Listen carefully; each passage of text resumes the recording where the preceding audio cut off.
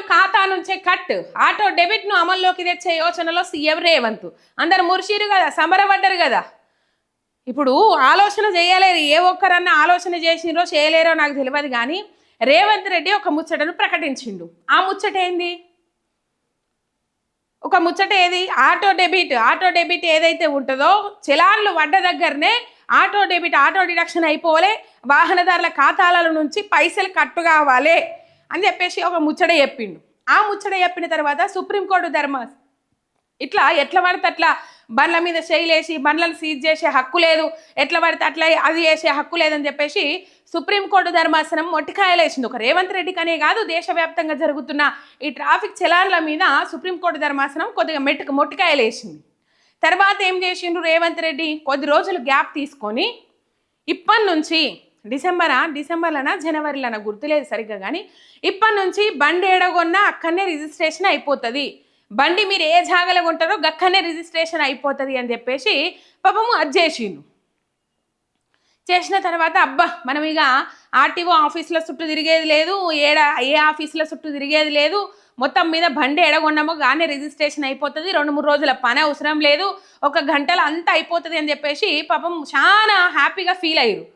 కానీ ముందుగాల చెప్పిన ముచ్చట మర్చిపోయారు. ఎందుకంటే సుప్రీంకోర్టు ధర్మాసనం ముచ్చట చెప్పింది కదా, దానికి కట్టుబడి అక్కడనే ఆగుతాడేమో రేవంత్ రెడ్డి అని అనుకున్నారు.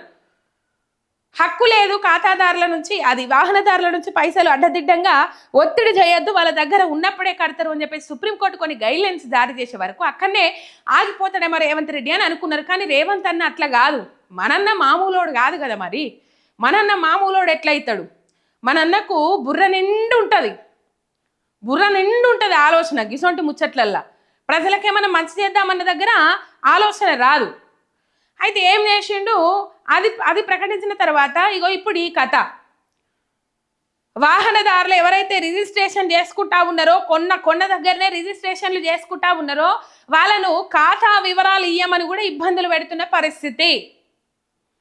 ఎందుకంటే చలాన్ పడ్డ జాగాలనే ఎక్కడి నుంచి వచ్చేది సరిపోతలేవు, అప్పుల నుంచి వచ్చేది సరిపోతలేవు, మద్యం నుంచి వచ్చేది సరిపోతలేవు, చలాన్లు పడుతున్నాయి కదా. ఈ చలాన్లు ప్రజల మీదనే ఎందుకు? ఆయన ఇంట్లోకెళ్ళి తీసుకొచ్చిన సొమ్ము ప్రజలకు పంచిపెట్టిన సొమ్మే నేను వాపస్ తీసుకుంటున్నా అన్నట్టు ఫీల్ అవుతాడు ఆయన. నాకు అర్థమైతలేదు.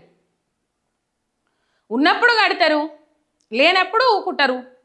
ఇప్పుడు రోడ్డు మీద ఉట్టిగా పోయినా కనీసము కొట్టుడే ఉన్నది, ఫోటో టిక్కన ఉట్టిగా పోయిన ఫోటో టిక్కన కొట్టుడే ఉన్నది. ఫోటోగ్రాఫర్లు వెనకబడిపోతుర్రేమో అనిపిస్తుంది.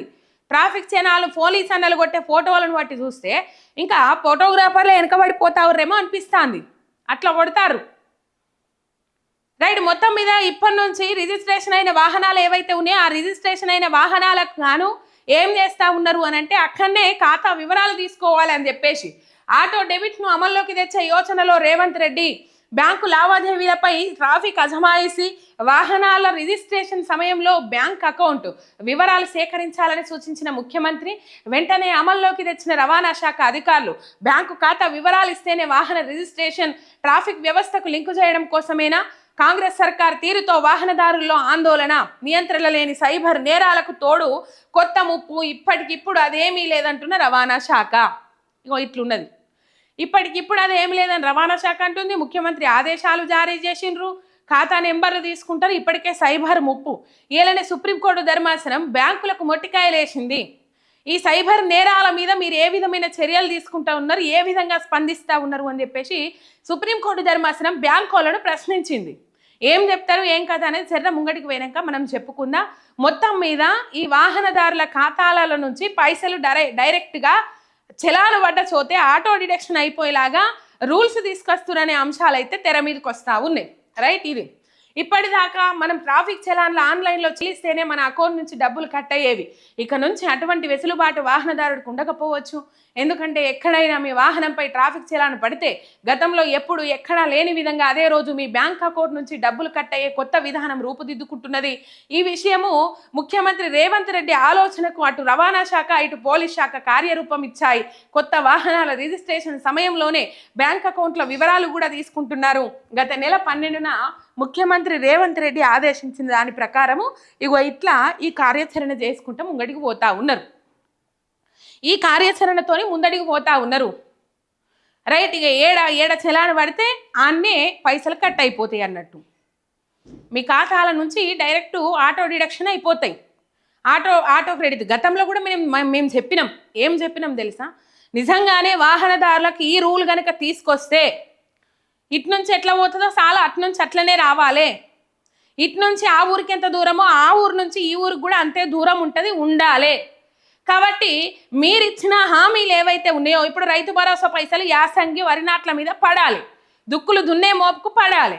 రైతుల ఖాతాలకు డైరెక్ట్ ట్రెజరీ ఏదైతే ఉన్నదో, ప్రభుత్వ ఖజానా ఏదైతే ఉన్నదో, ప్రభుత్వ ఖజానాకు రైతుల అకౌంట్లు యాడ్ చేయండి. ఆటో క్రెడిట్ అయిపోయేటట్టు మీరు ఇచ్చిన హామీలు ఏవైతే ఉన్నాయో, తులం బంగారం, కళ్యాణ లక్ష్మి ఆటో క్రెడిట్ చేయండి.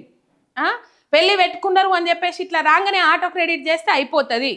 తులం బంగారంతో పాటు మహిళలకు 2500 అన్నారు, ఆటో క్రెడిట్ చేయండి. రిటైర్మెంట్ బెనిఫిట్స్ ఆటో క్రెడిట్ చేయండి. ప్రభుత్వ ఖజానా నుంచి డైరెక్ట్ అది ఎవరు ఈ మీరు ఇచ్చిన హామీలు ఏవైతే ఉన్నారో లబ్ధిదారుల ఖాతాలలో పడేటట్టు చేయండి. 2 లక్షల ఏకకాల రుణమాఫీ అన్నారు, ఆ రుణమాఫీ గానులకు ఆటో క్రెడిట్ అయ్యేటట్టు చేయండి. అందుకే చెప్పిన కదా, ఈ ఊరు నుంచి ఆ ఊరికి ఎంత దూరమో ఆ ఊరు నుంచి ఈ ఊరికి కూడా గంతే దూరము. ఇంకా ఎన్నో హామీలు ఇచ్చిండ్రు. విద్యా భరోసా కార్డు అన్నారు 5 లక్షల రూపాయలు. ఆ విద్యా భరోసా కార్డు కింద ఆ విద్యార్థికి 5 లక్షల రూపాయలు ఎప్పుడు ఖాతాలలో ఉండేటట్టు ఆటో క్రెడిట్ చేయండి. ఇట్లా వేసుకుంటే ఓన్రి అగో ఈ నుంచే మొదలు పెడతారా కోతలు? అటు నుంచి వద్దా? ఏం ప్రజలేమో అప్పనంగా దొబ్బి తింటారు. మళ్ళీ ప్రజల నుంచి వసూలు చేసిన పైసలు, ప్రజల నెత్తల మీదకెళ్ళి కొట్టి దొబ్బిన పైసలు, ప్రజల ముక్కు నిండి వసూలు చేసిన పైసలు మళ్ళీ ప్రజలకు ఖర్చు పెడదాం.